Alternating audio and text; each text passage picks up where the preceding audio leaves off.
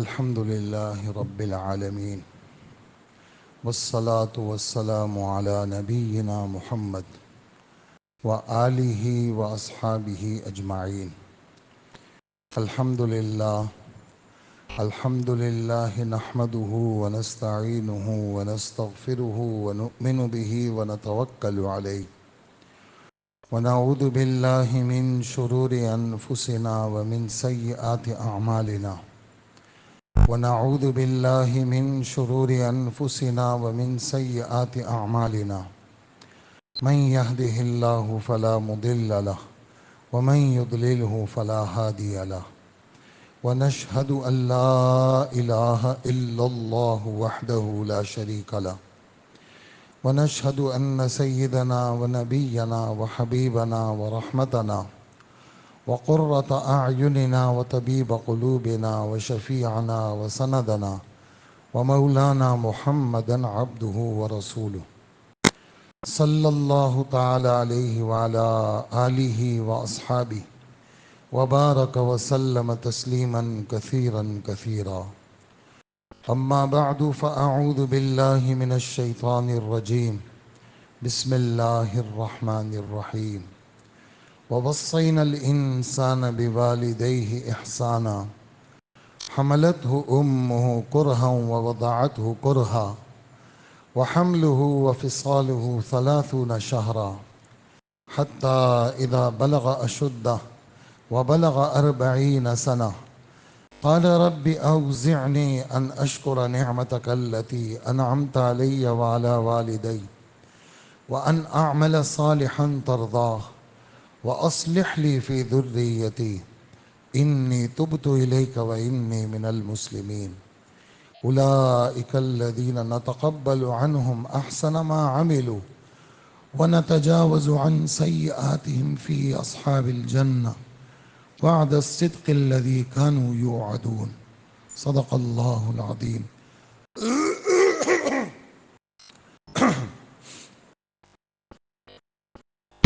وقال رسول الله صلى الله عليه وسلم رضا الرب في رضا الوالد وسخط الرب في سخط الوالد. وقال رسول الله صلى الله عليه وسلم إن من أبر البر بر الرجل أهل ود أبيه بعد أن يولى أو كما قال رسول الله صلی اللہ علیہ وسلم. میرے قابل احترام بزرگوں، عزیز دوستوں، بھائیوں، تورات کے سارے اخلاقی باتوں کا خلاصہ ہمارے رب نے قرآن پاک کے اندر 15ویں پارے کے دوسرے اور تیسرے رکوع میں پیش فرمائے ہیں، جس میں پہلا سبق اللہ کے ساتھ غیر کو شریک نہیں کرنا، دوسرا سبق والدین کے ساتھ اچھا سلوک کرنا، والدین کا خیال رکھنا، والدین سے راستے میں آگے نہیں چلنا، والدین کے ساتھ ادب اور احترام والے لہجے میں گفتگو کرنا، والدین سے الگ نہیں رہنا، مرتے دم تک ان کے ساتھ رہنا اور ان کے ساتھ رہنے کو سعادت سمجھنا، ان کی خدمت کرنے کو سعادت سمجھنا، ان کے چہرے کی طرف دیکھنا برکت سمجھنا، اور ان کی بدنی خدمت کرنا، ان کی مالی خدمت کرنا، یہ سارے مطالبات ہمارے رب کے ہیں. دنیا بدل جائے، ماحول بدل جائے، شکلیں بدل جائیں، حس بدل جائیں، چیزیں بدل جائیں، علاقے بدل جائیں، عرف بدل جائے، معاشرہ بدل جائے، لیکن اللہ کا حکم نہیں بدل سکتا. طے شدہ بات ہے. جی حالات کا تقاضا، آپ کیا بات کر رہے ہیں، حالات ایسے ہیں. تو ہم مومن حالات کو دیکھ کے حکموں پہ نہیں چلتا. وہ قیمتی جملہ ہے یہ. حضرت مولانا ابراہیم دیولہ صاحب جو تبلیغی جماعت کے بزرگ ہیں، ان کے بعض چھوٹے چھوٹے جملے ہوتے ہیں اور ہوتے بڑے پتے کے ہیں. مومن حالات کو دیکھ کے نہیں چلتا، مومن تو حکم کو دیکھ کے چلتا ہے. مومن حکم کو پورا کرتا ہے حالات جیسے بھی ہوں. غم کا حال ہے پھر بھی حکم پورا کرنا ہے، بیماری کا حال ہے حکم پورا کرنا ہے، سخت گرمی ہے حکم پورا کرنا ہے، اور سخت سردی ہے حکم پورا کرنا ہے. صحابہ میں سے حضرت عمران ابن حسین رضی اللہ عنہ کو بواسیر کی تکلیف تھی، بڑے پیشاب میں خون آتا تھا، تکلیف میں ہوتے تھے. تو بات حضور سے پوچھتے تھے، تو بیماری کے کافی سارے احکامات وہ حضرت عمران ابن حسین کی برکت سے امت کو ملے ہیں. حضرت علی رضی اللہ عنہ کی کلائی کی ہڈی ٹوٹ گئی، کیا کروں؟ کہا کہ اس زمانے میں پلستر کیا ہوتے تھے، دو طرف لکڑی لگا کر کے وہی پلستر تھا، اس کو باندھ دیا. اب کیا کروں؟ فرمایا وضو اور غسل کے وقت میں مسا کر لیا کرو. حال تو آیا ہے، حال کی وجہ سے حکم نہیں چھوڑیں گے. بیماری ایسی آ گئی میں کھڑے ہو کے نماز نہیں پڑھ سکتا، میرے لیے اٹھک بیٹھک میں مشکلات ہیں، بیٹھ کے نماز پڑھیں. بیٹھ کے بھی نہیں پڑھ سکتا میں، میری تکلیف کچھ اس نوعیت کی ہے کہ میں نہ کرسی پہ بیٹھ سکتا ہوں نہ زمین پہ. یہ سخت قسم کا حال ہے. نماز معاف ہے؟ کہا نماز معاف نہیں ہے، حال تو آیا ہے. حال کو نہیں دیکھنا، حکم کو دیکھنا ہے، حکم کو پورا کرنا ہے. لیٹ کے نماز پڑھیں. اب لیٹنے میں کس طرح پڑھیں؟ دو طریقے بتائے ہیں. ایک تو پاؤں قبلے کی طرف ہوں تو گویا اس کا رخ ہی قبلے کی طرف ہے. ایک یہ ہے کہ ایسا ترچھا لیٹ جائے کہ اس کا چہرہ اس طرف ہو، پاؤں اس طرف ہو، اور یہ والا دھڑ قبلے کی طرف ہو. اشارے سے نماز پڑھ لے. رکوع کا اشارہ ذرا ہلکا اور سجدے کے اشارہ ذرا سا زیادہ. حال آیا ہے لیکن حال میں حکم کو نہیں چھوڑنا.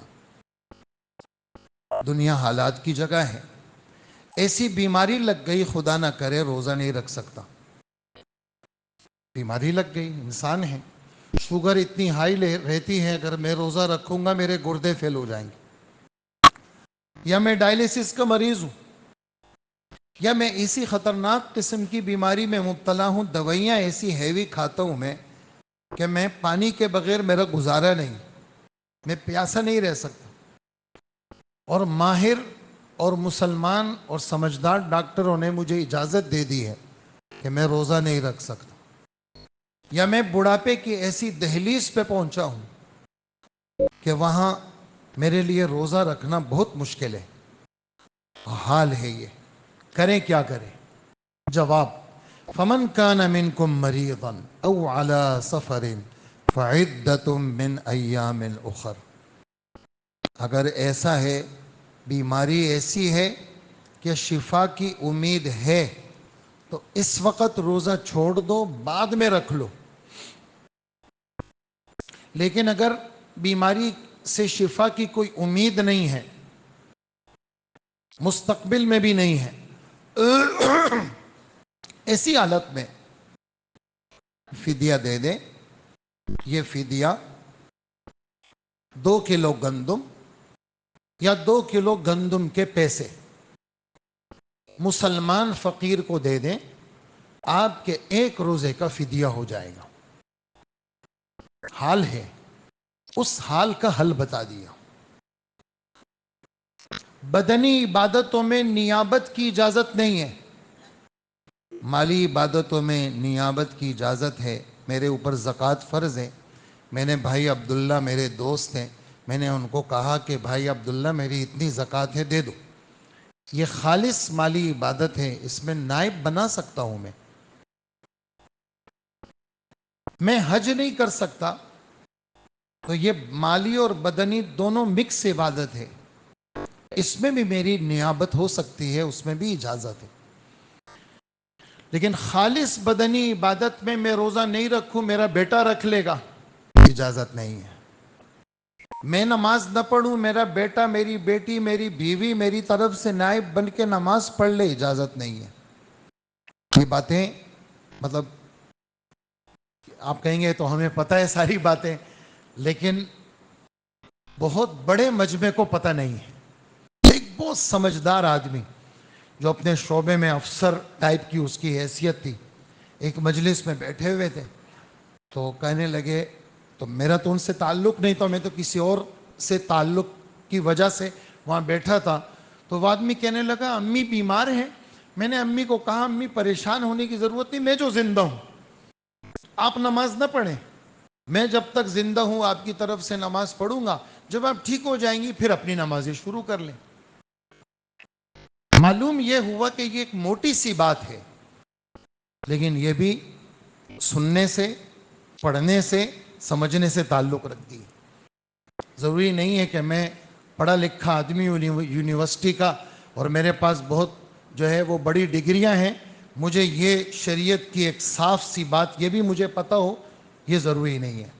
اور ادھر ادھر کی کافی ساری باتیں پتہ ہوں گی، لیکن یہ والی بات معلوم نہیں ہے کہ مالی عبادت کے اندر تو نائب بنانا جائز ہے، اور مالی اور بدنی عبادت میں بھی شدید عذر کی حالت میں کہ میں حج نہیں کر سکتا، میری طرف سے کوئی مسلمان حج کر لے، اس میں نیابت جائز ہے، لیکن خالص بدنی عبادت میں نیابت جائز نہیں ہے۔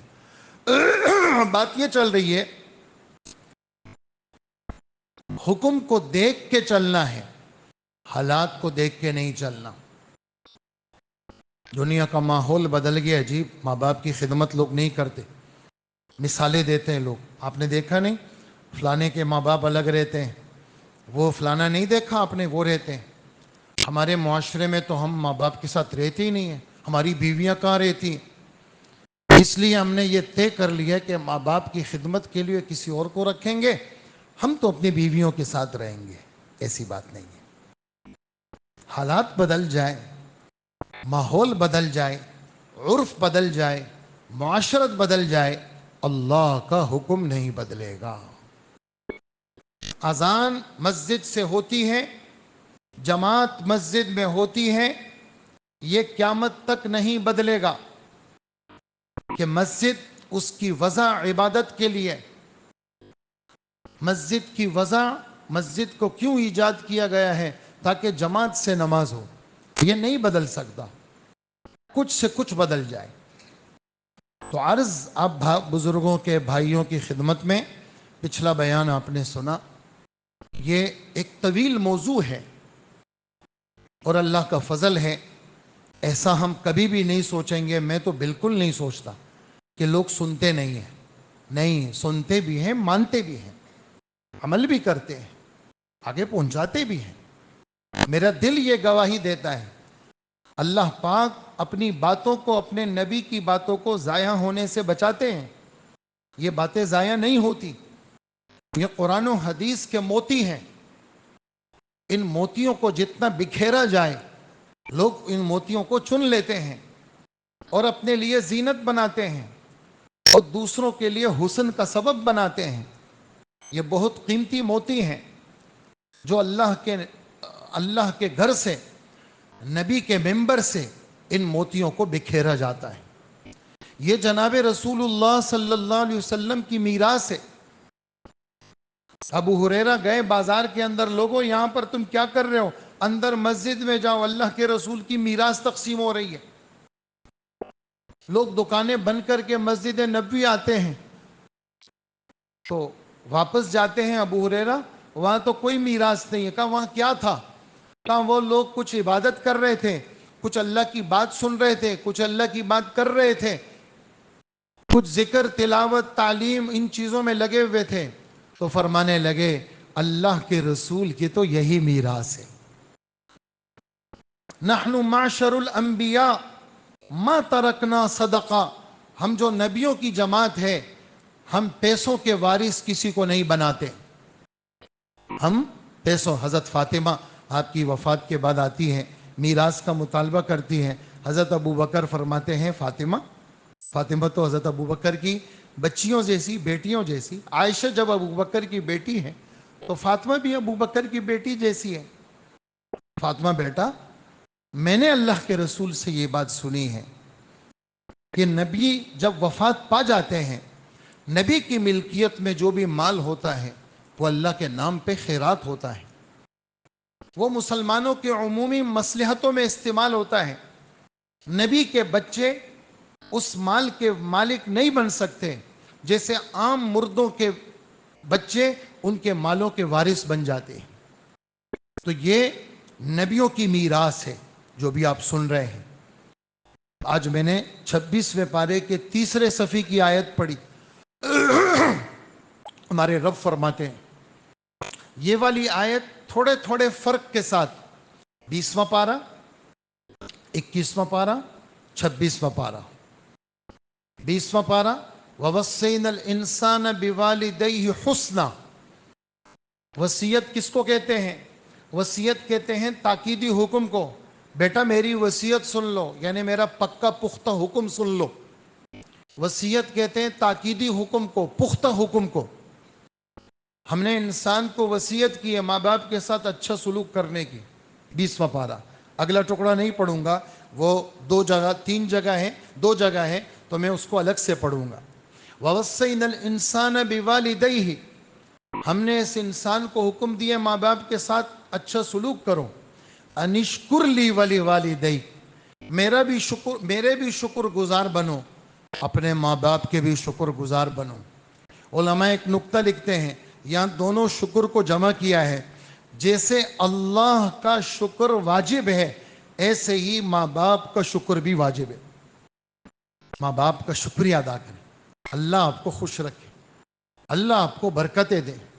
جیسے ماں باپ اپنی اولاد کو دعا دیتے ہیں ایسے ہی ہم اپنے ماں باپ کا شکریہ ادا کریں. ماں باپ کا شکریہ واجب ہے. اور تیسری آیت جو میں نے آپ کی خدمت میں خطبے میں پڑھی، یہ 26ویں پارے کی ہے. ہم نے انسان کو تاکیدی حکم دیا کہ ماں باپ کے ساتھ اچھا سلوک کرے، پھر خصوصاً ماں کے ساتھ. یہ 21واں پارہ اور 26واں پارہ. اس لیے کہ ماں نے اس کو پیٹ میں اٹھایا مشقت کے ساتھ، پھر ولادت کے وقت مشقت اٹھائی، پھر دودھ پلانے کے وقت میں مشقت اٹھائی. یہ 3 مشقتیں ماں نے اٹھائی ہیں. اور ماں مرد نہیں ہے، عورت ذات ہے. اور عورت ذات صنف عورت یہ نازک ہے، یہ بے بس ہے. اس لیے کہا کہ اس کے ساتھ تو بہت زیادہ گزارا کرنا ہے. تیری بیوی ہے اس کے ساتھ بھی گزارا کرو، کیونکہ عورت ایک نازک مخلوق ہے. تیری بیٹی ہے اس کے ساتھ بھی گزارا کرو، کیونکہ تو مرد ہے، تیرے میں تو طاقت ہے. عورت ہمارے نبی فرماتے ہیں اس کے مزاج میں ٹیڑھا پن ہے. کیوں؟ یہ حضرت آدم علیہ السلام کے پسلی سے بنی ہے، اور پسلی میں جو نیچے والی پسلی ہے اس میں تو ٹیڑھا پن کم ہے، اور یہ جو اوپر والی پسلی ہے اس میں ٹیڑھا پن زیادہ ہے. کہ یہ اوپر والی پسلی سے بنی ہے، اس کے مزاج اور فطرت میں ٹیڑھا پن ہے. ان استمتعت بها استمتعت بها وبها عوج. یہ الفاظ ہیں ہمارے نبی کے. اگر تو ان عورتوں سے نفع اٹھائے گا تو نفع اٹھاتا رہے، لیکن ٹیڑھے پن کے ساتھ نفع اٹھانا. وَإِن ذَهَبْتَ تُقِيمُهَا كَسَرْتَهَا وَكَسْرُهَا طَلَاقُهَا. اگر تو ان کو سیدھا کرنے کی کوشش کرے گا، جیسے میں سیدھا تو بھی سیدھی رہے، تو یہ سیدھی نہیں ہو سکتی. اس کو اگر تو سیدھا کرنا چاہے گا تو اگر پسلی کو یا سوکھی لکڑی کو اگر تو سیدھا کرنا چاہے گا تو وہ ٹوٹ جائے گی. یہ عورت ٹوٹے گی یعنی طلاق پڑ جائے گی. تو صنف نازک ہے، ٹیڑھا پن ہے، اس کے ساتھ تو گزارا کرو. بیٹی ہے گزارا کرو. اس لیے کہتے ہیں جو تمہارے گھر میں بچیاں ہیں یہ اگر کوئی مطالبہ کرے تو رد مت کیا کرو. کیوں؟ کل نہ معلوم کس گھر میں جائے گی، نہ معلوم وہاں اس کی کوئی سنے گا بھی یا نہیں سنے گا. بیٹیوں کو بوجھ مت سمجھا کرو. تمہارے نبی کی 4 بیٹیاں تھیں، تمہارے نبی کا کوئی بیٹا نہیں. تمہارے نبی کی بیٹیوں کو بھی طلاق ہوئی ہے. خیال رکھا کرو بچیوں کا. بچیوں کا اگر کوئی بچی طلاق یافتہ ہو جائے تمہارے گھر میں آ جائے، اللہ اکبر، الفاظ بڑے عجیب ہیں. فرمائیں تیرے علاوہ اس بچی کا کمانے والا کوئی نہ ہو.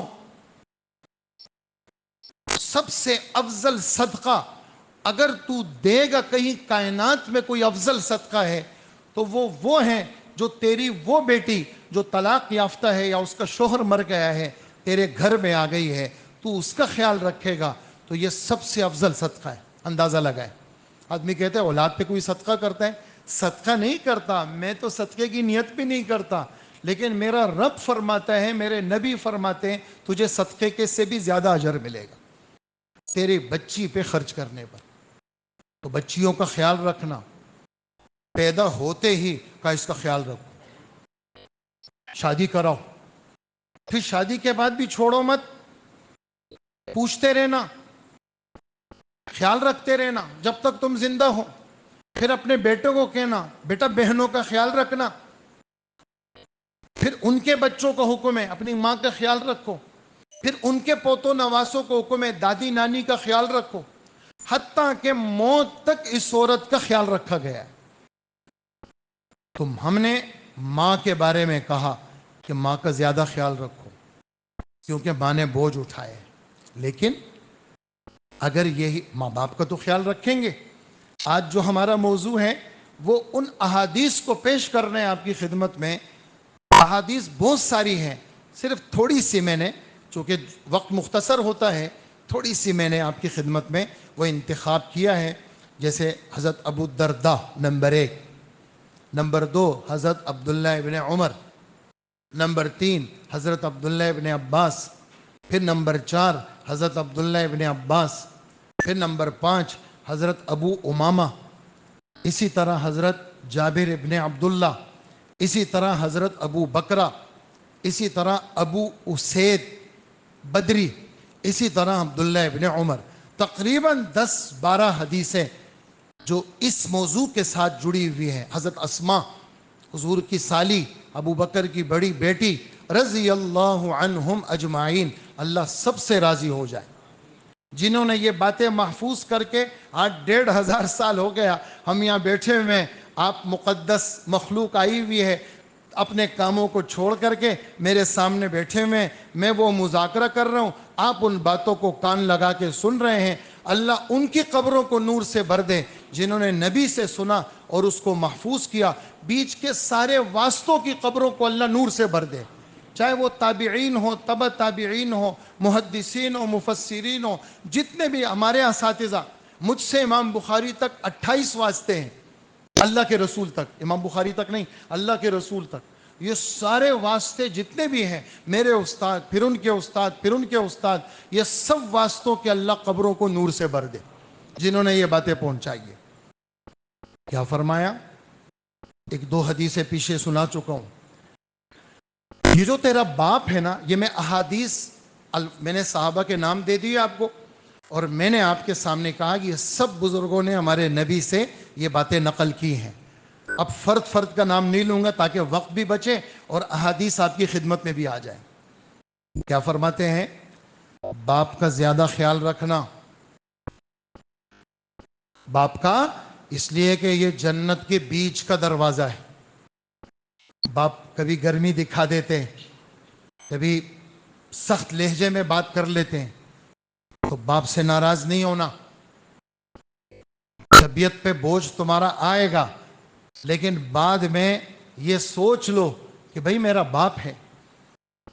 اگر ناراضگی کے عالم میں وہ چلے گئے دنیا سے یا میں گیا تو میری خیر نہیں ہوگی. کیوں؟ میرا باپ مجھ سے ناراض ہو کے گیا ہے. اس لیے اپنی بیوی کو چپ کے سمجھایا کریں کہ یہ بزرگوں کے ساتھ گزارا کریں. ان والدہ کے ساتھ، والد صاحب کے ساتھ گزارا کریں. بڑی عمر میں طبیعت چڑچڑاپن ہو جاتا ہے، طبیعت میں چڑچڑاپن آتا ہے، بیماریوں نے گھیر لیا، high sugar, high blood pressure, کبھی جگر میں تکلیف، کھانا سادہ کھانا کھاؤ تو ہضم نہ ہو، سونے کی رات کی گولی کھا لو نیند بھی نہ آئے، 24 گھنٹے نیند رخصت ہو گئی ہے، طبیعت میں چڑچڑاپن. تو اے بیٹے ذرا اس باپ کا خیال رکھنا. کیوں؟ یہ تیرے جنت کا بیچ کا دروازہ ہے. اللہ اکبر. باپ اگر خوش ہے تو تیرا رب بھی خوش ہے. یہاں ماں کا ذکر نہیں کر رہے ہیں کیونکہ ماں کی طرف ویسی طبیعت مائل ہوتی ہے. یہاں باپ کا ذکر کر رہے ہیں. کیوں؟ باپ کی آواز میں سختی، باپ سخت مزاج، تو سخت مزاجی کے ساتھ گزارا کرو. سخت مزاجی کے ساتھ، اس لیے کہا باپ ناراض رب ناراض. باپ خوش ہے تو رب خوش ہے تمہارا. باپ کا خیال رکھو. حجی کیا حق ہے ہمارے ذمے؟ فرمایا ہما جنتک و ناروک، یہ دونوں تیری جنت ہے، دونوں تیری دوزخ ہے. خیال رکھو گے تو جنت میں جاؤ گے، خیال نہیں رکھو گے تو دوزخ میں جاؤ گے. عبداللہ ابن عباس فرماتے ہیں میں نے ایک آدمی کو کہا تو وہ کہنے لگا کہ اللہ کے رسول سے کہ اگرچہ ماں باپ کا سلوک ہمارے ساتھ اچھا نہ ہو، ماں باپ کا سلوک اچھا نہ ہو،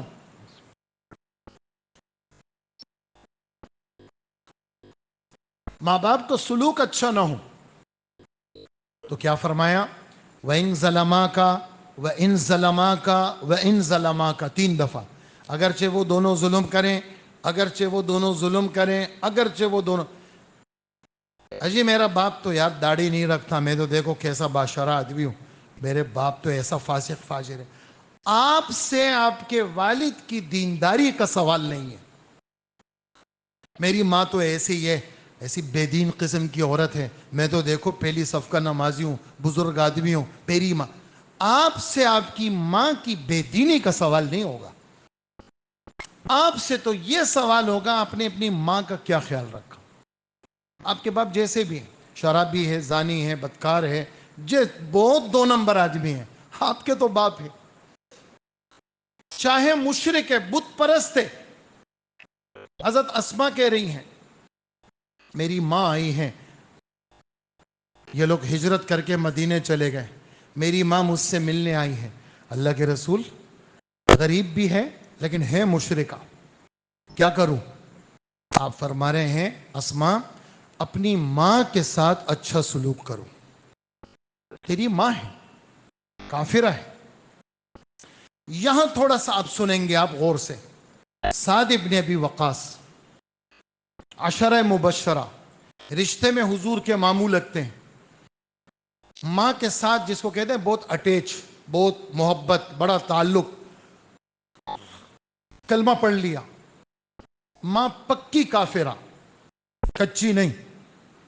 ماں کو پتہ چلا، کہنے لگا سعد سنو، میرا چہرہ تم پہ حرام، نہ میں کھاؤں گی نہ پیوں گی، نہ سائے میں رہوں گی، دھوپ میں رہوں گی باہر. قسم کھا رہی ہوں جب تک تو مذہب کو نہیں چھوڑے گا اس وقت تک بالکل بائیکاٹ، ختم. کھانا پینا بھی بند، ہڑتال، بھوک ہڑتال، پیاس ہڑتال، اور سائے میں بھی نہیں رہوں گی، دھوپ میں مر جاؤں گی جب تک تو محمد کا انکار نہیں کرے گا. نعوذ باللہ. اور بڑا تعلق.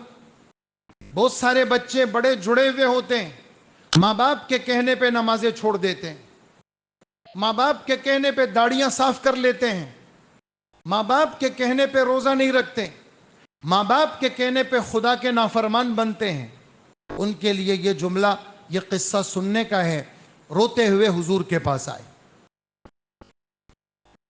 آپ خاموش ہو گئے.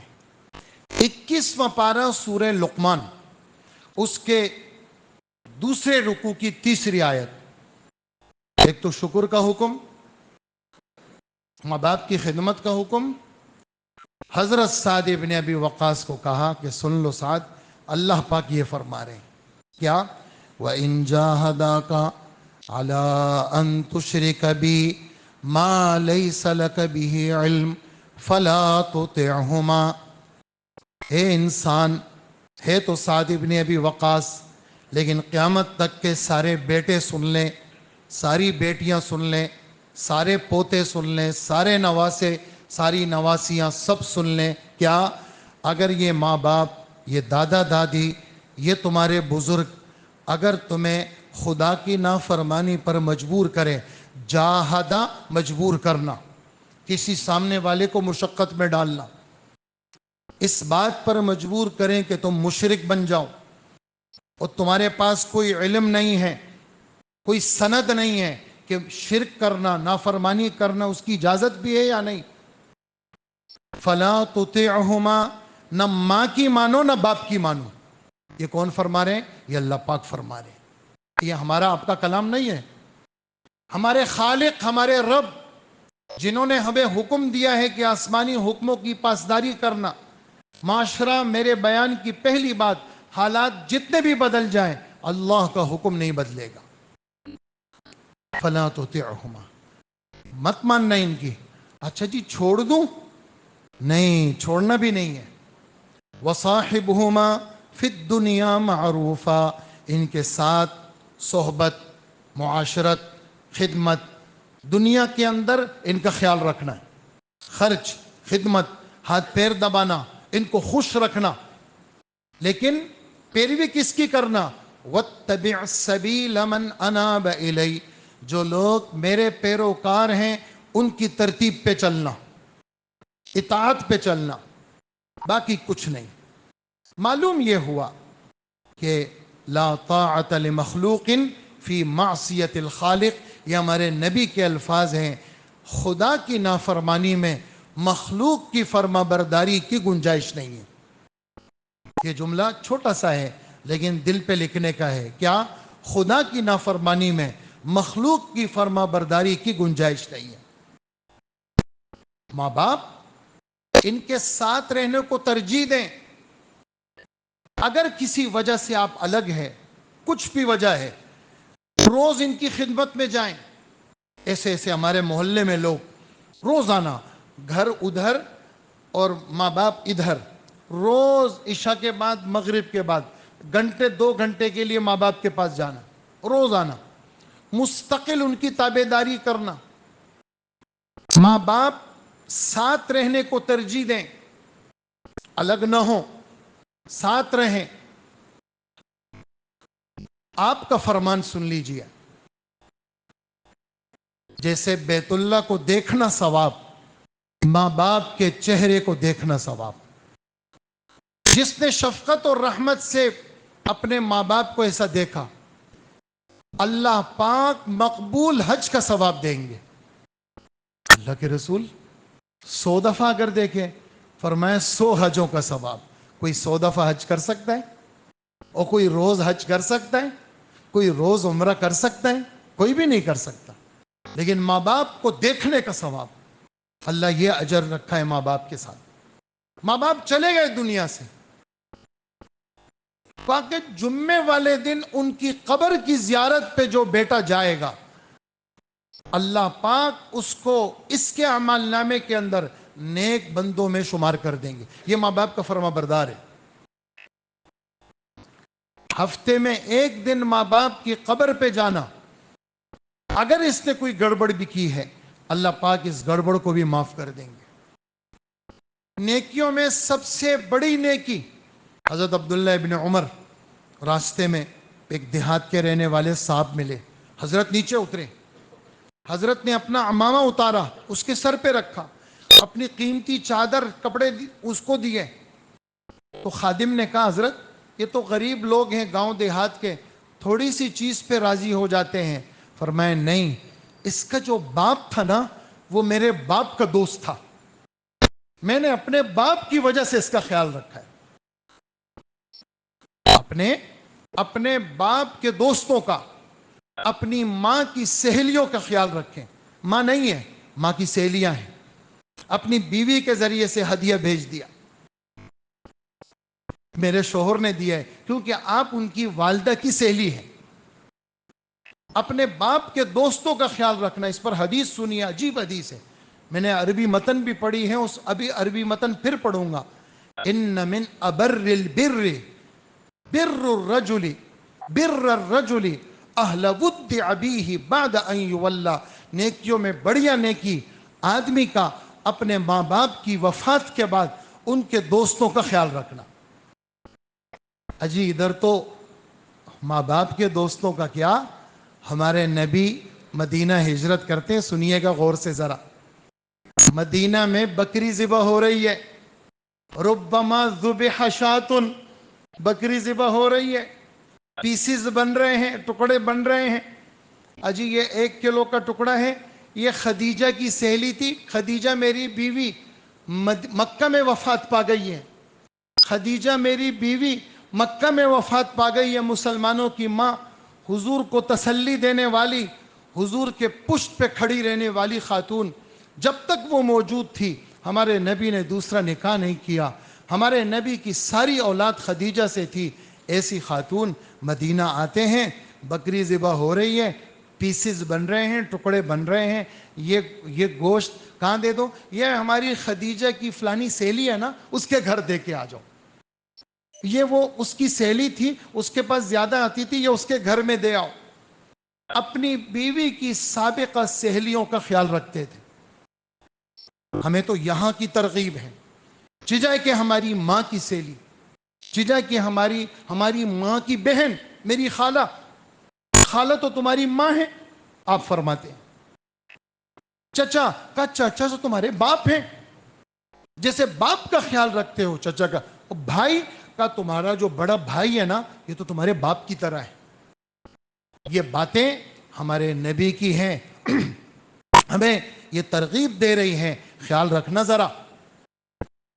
اللہ کے رسول, آخری حدیث ابو سید بدری والی, باقی ساری ہو گئی, فرماتے ہیں ماں باپ کے وفات کے بعد میں کیا خیال رکھ سکتا ہوں. فرمایا ماں باپ کے وفات کے بعد بغیر کسی ناغہ کے ان کے لیے مغفرت کی دعا مانگو. جتنے بھی ساتھی یہاں بیٹھے ہوئے ہیں, زندہ ہیں یا جا چکے ہیں ماں باپ, 1 دفعہ فاتحہ, 3 دفعہ سورہ اخلاص اپنے ماں باپ کے لیے روز بخشا کریں. اس کا خیال رکھیں. بقول ہمارے حضرت ڈاکٹر صاحب اسکندر رحمت اللہ علیہ, ہمارے استاد, فرمایا کرتے تھے وفا کا تقاضا یہی ہے, جنہوں نے تمہارے ساتھ وفا کی تم ان کی موت کے بعد ان کے ساتھ وفا کرو. یہ وفا کا تقاضا ہے, ان کے حق کو نبھایا کرو. ماں باپ کے لیے استغفار, ان کے لیے دعا. کوئی ان کی پیمنٹیں ہیں ادا کرنی, پتہ ہے تمہیں, میراث اگر تم نے روکی ہوئی ہے اپنے باپ کی اور تم نے بہن بھائیوں میں تقسیم نہیں کی, تم بڑے بھائی ہو, سن لو یہ بات, تمہارا باپ وہاں قبر میں قید ہے. ان المیت مأسور بدینہ, میت اپنے قرضے کی وجہ سے قبر میں بندھا ہوا ہوتا ہے جب تک اس کے بچے اس کی پیمنٹیں ادا نہ کر لیں. مال چھوڑا ہوا ہے, اگر نہیں بھی چھوڑا ہوا, تم اولاد ہو, تم اپنے ماں باپ کے پیسوں کو ادا کرو, تو ان کے وعدوں کو پورا کرو, ان کے دوستوں کا خیال رکھو. یہ وہ آخری حدیث تھی. اب وقت ختم ہوا, ایک قصہ سنانا ہے, وہ انشاءاللہ اگلے سبق میں انشاءاللہ سنائیں گے. اللہ جل جلالہ ہم سب کو عمل کی توفیق عطا فرمائے. وصلی اللہ وسلم علی نبینا محمد وآلہ واصحابہ اجمعین.